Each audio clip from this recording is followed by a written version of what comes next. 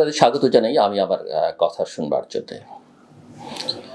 গত দুদিন ধরেই আবার কয়েকজনের কাছ থেকে শুনতে হয়েছে আমাকে যে আমি এত রেগে আছি কেন। আমি আসলে রেগে নেই, কারণ আমার কোনো চাওয়া পাওয়া নেই। আমি যেভাবে আছি, এই জীবনে যেটুকু অর্জন করেছি বা যেভাবে চলছি তাতে আমি যথেষ্ট পরিমাণে সন্তুষ্ট।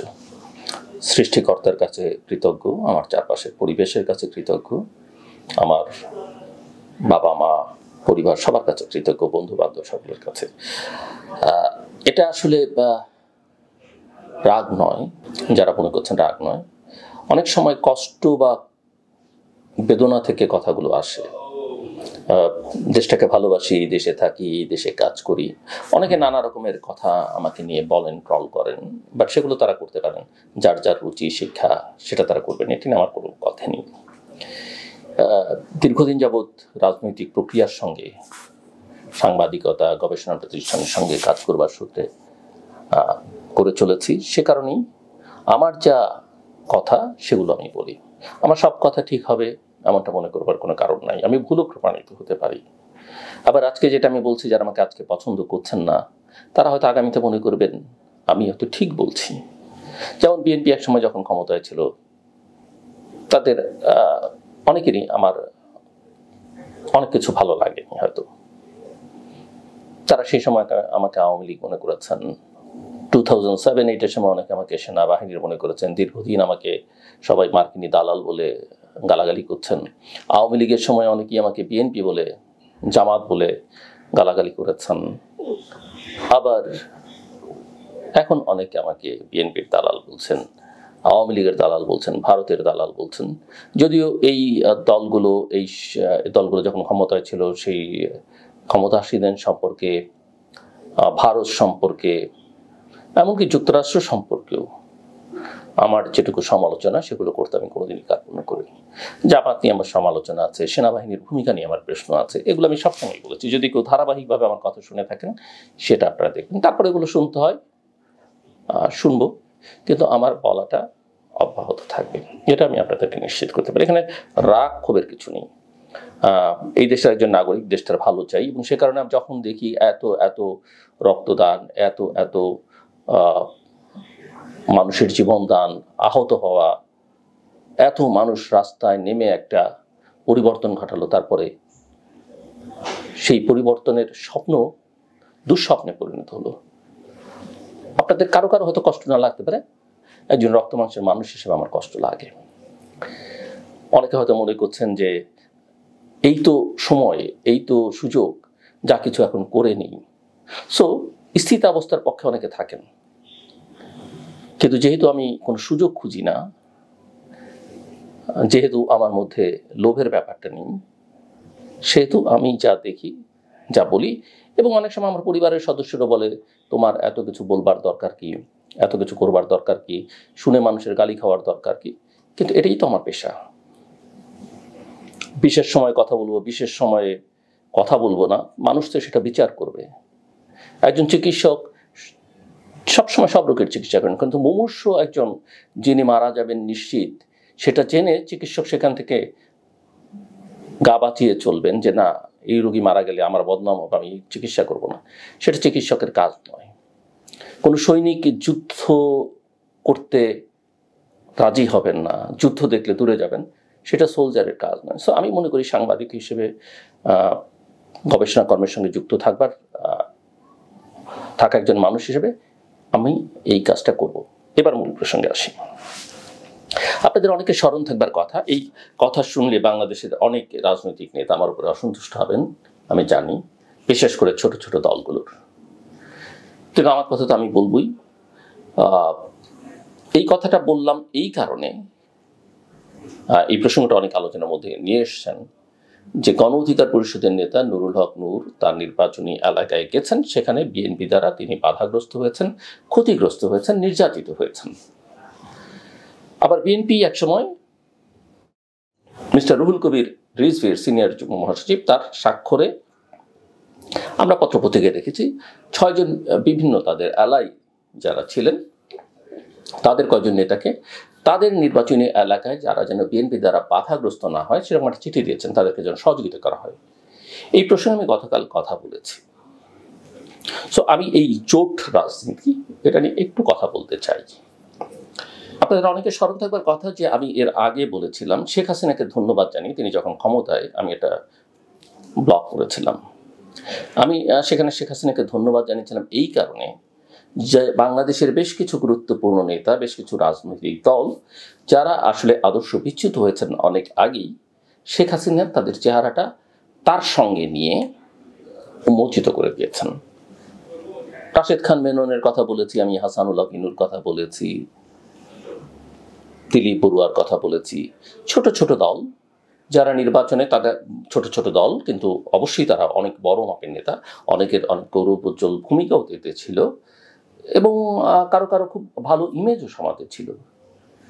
কিন্তু এদের প্রত্যেককে, এমনকি ধরেন বিকল্প ধারা, এলডিপি, নানান রকমের দলকে শেখ হাসিনা গণফোরাম একসঙ্গে করেছেন, কখনো মহাজোটের নামে, কখনো জাতীয় ঐকমত্যের সরকারের নামে, জাতীয় পার্টি, কিন্তু সবগুলো দলকে তার সঙ্গে তিনি যুক্ত করে তার গায়ে যদি স্বৈরতন্ত্রের তকমা লাগে, স্বৈরাচার, এরাও কিন্তু স্বৈরাচারের সঙ্গে ছিলেন। সো তাদের প্রত্যেকের ইমেজ তিনি শেষ করে দিয়েছেন, প্রত্যেকের জন্য বড় বড় ফাইল তৈরি করবার সুযোগ করে দিয়েছেন, করাপশন সহ নানা ইস্যুতে। দলগুলো কোনোদিন দাঁড়ায়নি। এই কথা মাথায় রাখতে হবে যে বট গাছের নিচে কোনোদিন ছোট গাছ জন্ম নেয় না, বট গাছের নিচে লতা পাতার জন্ম হয়। তো শেখ হাসিনা এই ছোট ছোট দল এবং এরা এই শুধুমাত্র ক্ষমতার লোভে একটা স্বৈরতন্ত্রকে, একটা দুর্নীতিবাজ সরকারকে দিনের পর দিন, মাসের পর মাস, কখনো কখনো সংসদ হয়তো দাঁড়িয়ে দু একটা কথা বলেছেন, কিন্তু সঙ্গ কিন্তু ছাড়েননি।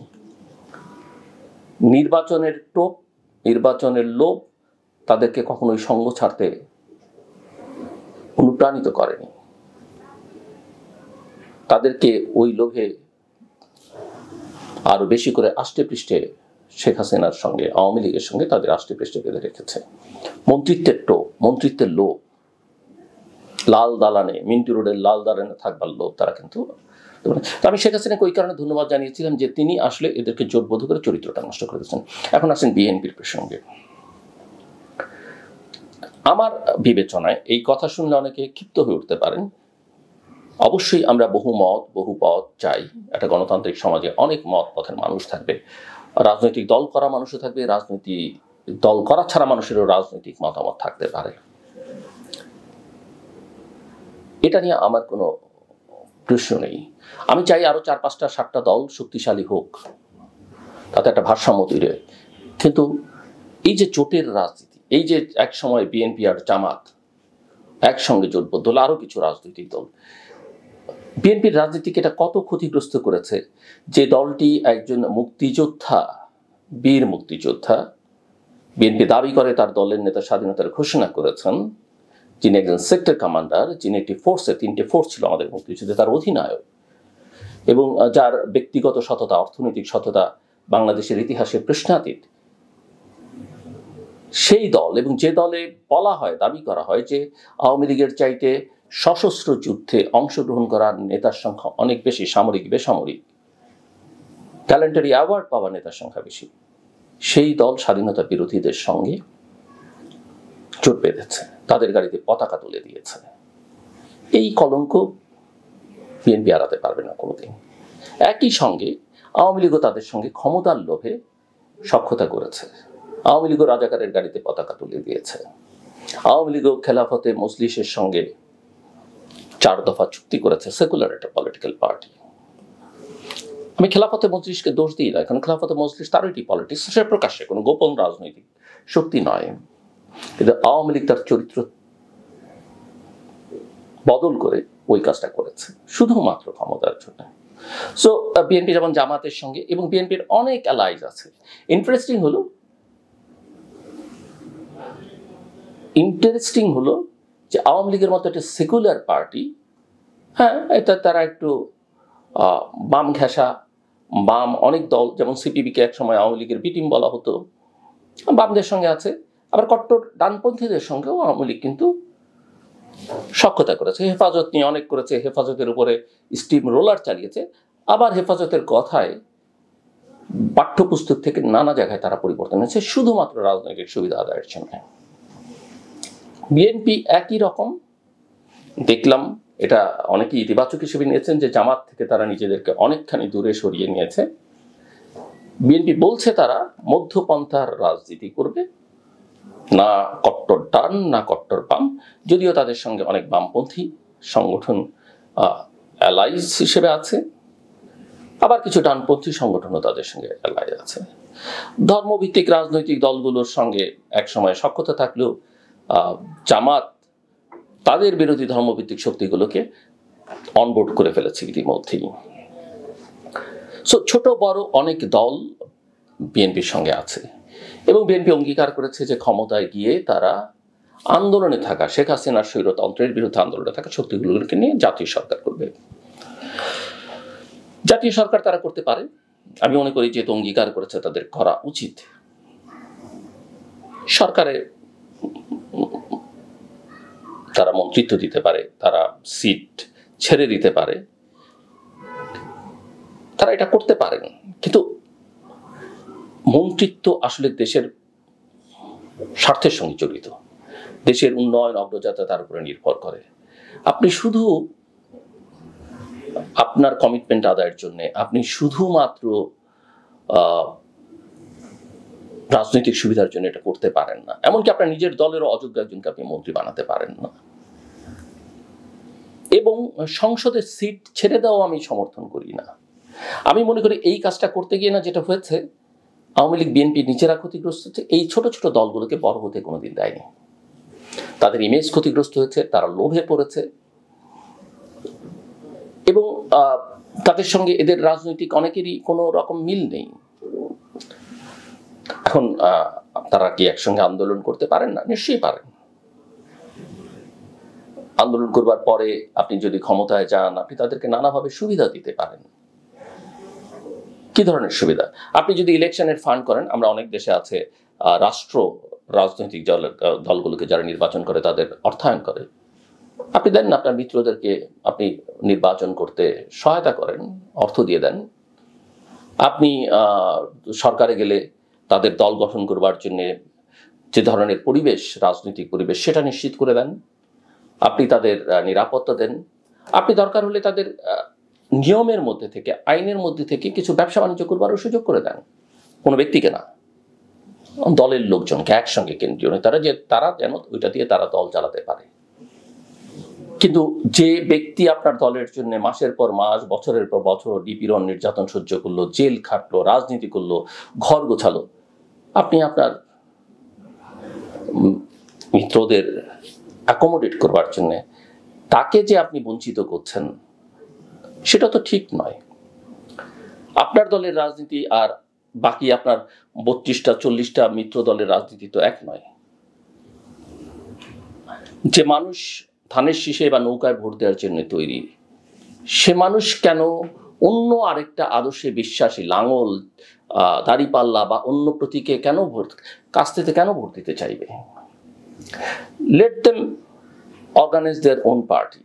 তারা মানুষের কাছে যাক, মানুষকে কনভিন্স করুক, আপনি তাকে অন্যভাবে সহায়তা করেন।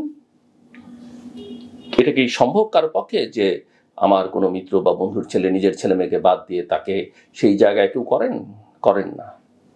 কিন্তু হ্যাঁ, বন্ধুর ছেলে মেয়েকে, আত্মীয় স্বজনের ছেলে মেয়েকে অনেক মানুষ আছেন সহায়তা করেন, নানাভাবে করেন। সেটাই বরং অনেক যুক্তিসঙ্গত, সীমার মধ্যে থেকে করা। তা আমি মনে করি যে বাংলাদেশে বেসিক্যালি এখন পর্যন্ত বাস্তবতায় আওয়ামী লীগ বা বিএনপি বা আওয়ামী লীগ তাদের অ্যালায়েন্স করবার দরকার নেই নির্বাচনের জন্য। অন্তত এটা বাংলাদেশের রাজনীতিকে অনেক অনেক ক্ষতিগ্রস্ত করেছে। এই দুটো দল ক্ষতিগ্রস্ত হয়েছে এবং তাদের সঙ্গে থাকা মিত্ররাও ক্ষতিগ্রস্ত হয়েছে, তারা কোনোদিন বিকশিত হতে পারেনি। তো আমি আশা করি নেতৃবৃন্দ, বড় দলগুলোর এবং ছোট দলগুলোর, জাতীয় পার্টির মতো একটা দল, খারাপ হোক ভালো, যেই দল 1990 সালে গণঅভ্যুত্থানের মধ্যে দিয়ে যাদের ক্ষমতা থেকে পতন হয়েছে, সেই দল একটা সেই অর্থে প্রচন্ড বাধার মধ্যে থেকে নেতৃবৃন্দ অনেকে জেলে পালিয়ে থাকা অবস্থায়ও কিন্তু 30-এর বেশি সিট পেয়েছিল। 91 সালের ইলেকশনে। সেই দল আজকে কোথায় এসে দাঁড়িয়েছে? শুধুমাত্র আওয়ামী লীগের সঙ্গে সিট ভাগাভাগি করতে গিয়ে, মন্ত্রিত্বের ভাগাভাগি করতে গিয়ে। তাহলে এটা তো বাংলাদেশের তৃতীয় বৃহত্তম রাজনৈতিক দল হিসেবে টিকে থাকতে পারত। জামায়াত ইসলামী নিজে ক্ষতিগ্রস্ত হয়েছে, বিএনপিকে ক্ষতিগ্রস্ত করেছে, বা বিএনপি ক্ষতিগ্রস্ত হয়েছে।